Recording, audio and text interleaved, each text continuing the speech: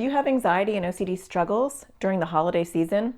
You're not alone. We're going to talk all about it. Stay tuned. That's what's up next.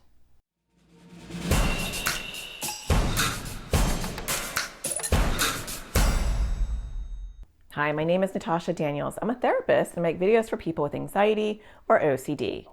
And today I want to talk to you about the holiday season. We are in that season. It's actually being kicked off this week in America, at least, with Thanksgiving, and then comes the holidays and comes a long break for a lot of you. And even though it's a really happy time, there are a lot of triggers for people with anxiety or OCD. And I want to talk about what those are and how can you plan ahead so that you can deal with some of those struggles.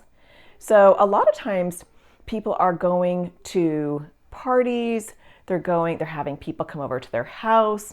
And so there's that element of eating different foods, being in different people's spaces that can really be overwhelming for anxiety or OCD.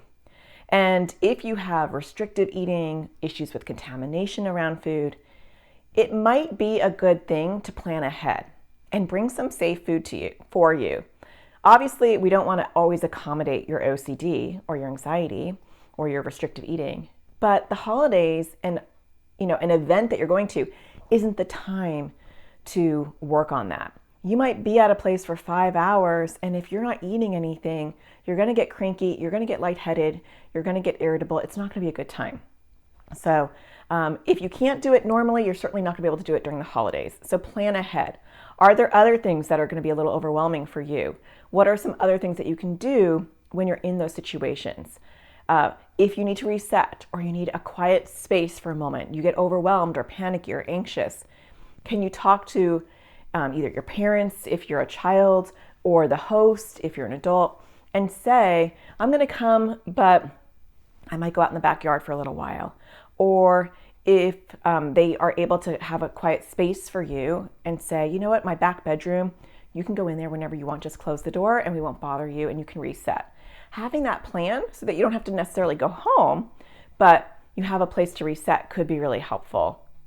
Also, if you're with other people, if you're a kid and you're going with your parents, or if you're an adult and you're going with a partner, can you have a code word when you're having a rough time or you're done, right? And so you can just say the code word, and that way you're not feeling awkward interrupting a conversation or pulling them aside, but you can say something and they can know that you've had enough.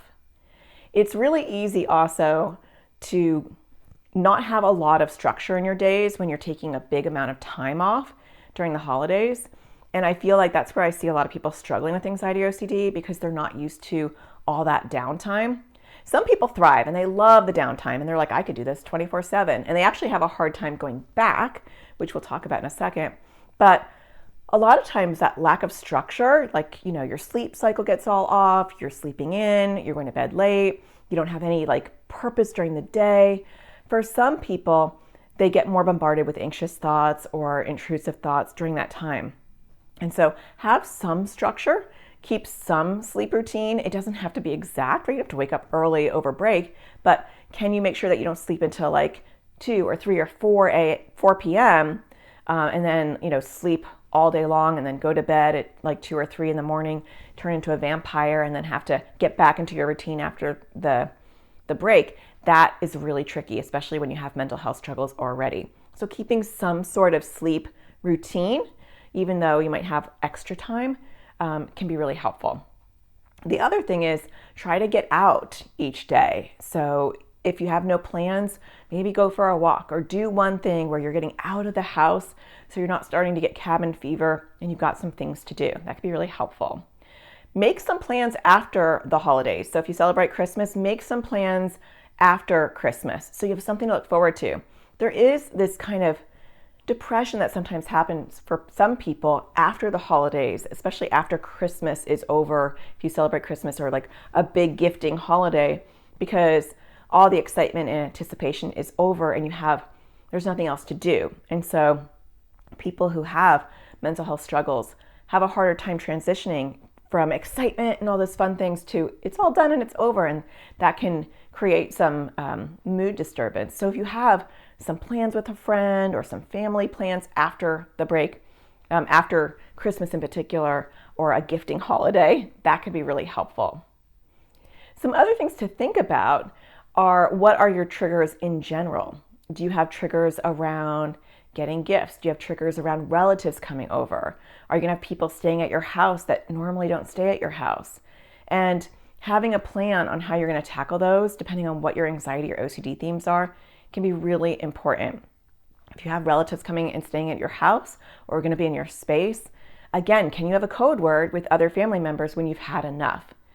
Do you need to let them in on some of your mental health issues going on? Or if you're a child, can your parent talk to your relatives and say, these are some of the things that we're dealing with, or these are some of the things that you might see? Because it can be really hard to pretend like you don't have those struggles if someone's staying at your house for a long period of time. That can get overwhelming. When you plan for these things and you think about, how will my anxiety or OCD be triggered, and what are some things that I can do to prevent like a big fallout from those triggers, you'll do better, right? Sometimes when we think ahead and we ask ourselves, what are some of the stumbling blocks? What are some things I've struggled with in the past when I've had a holiday break? And what are some things I can do now to prevent that from being a big struggle? In this holiday, things go a little bit smoother. So have you had a hard time at parties before? Have you had a hard time with certain relatives? Have you had a hard time with the food? Have you had a hard time with the no structure, no routine? Ask yourself that, because history tends to repeat itself when we don't change and do things to improve. The last thing I want to mention is going back to your routine. That's a hard shift for most people, but people with anxiety or OCD struggle even more. I know I do with my own anxiety, and I know my kids have a really hard time transitioning from winter break to going back to school. And so one thing that we do at my house is we get them back on a sleep routine early. I know you don't want to do that, but that does help train your brain to get back into a routine. So go back to sleeping at the usual time that you normally do, and wake up kind of in the realm of when you would wake up for work or school, and get back into that rhythm. And then preparing your brain, what are the things that I need to do, and kind of exploring what that routine is going to look like, and get into somewhat of a routine beforehand can be helpful. When you go from sleeping all day and staying up all night and having absolutely no routine and no structure, back to school at 8 a.m. or whenever, or back to work, that's a hard shift. So be soft with yourself and have a little bit of a longer runway so that your body's starting to prepare for that regular routine. Most importantly, enjoy yourself. Find the sparkle in the things that you do, even if it's brief periods of time throughout your day or your week or your month, because there is joy in holidays no matter where our mental health is.